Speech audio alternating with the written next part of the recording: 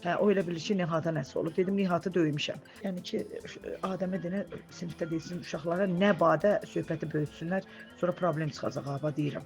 İsmayıllı şəhər İsrail Həsənov adına bir sayılı tam orta məktəbdə şagirdlər arasında insident yaşanıb. Bu Nikолay istinadən xəbər verir ki, insident mart ayının 13-də baş verib. Belə ki, sözügedən tarixdə məktəbin 8A sinif şagirdi Nihat Qədirov sinif yoldaşı Adəm Məlikovun üzərinə stul atıb. Stulun dəmir hissəsi Adəmin əlini yaralayıb. Həmin şagirdlərin oxuduğu sinifin rəhbəri eyni zamanda məktəbin ingilis dili müəllimi olan Günlayra Qasımova hadisəni görsə də uşaqlara tapşırıq verib ki, bu məsələni heç kim bilməsin. Sinif rəhbəri bu barədə Adəmin valideyninə və tibbi yardım göstərilməsi üçün təcili yardıma məlumat verməyib.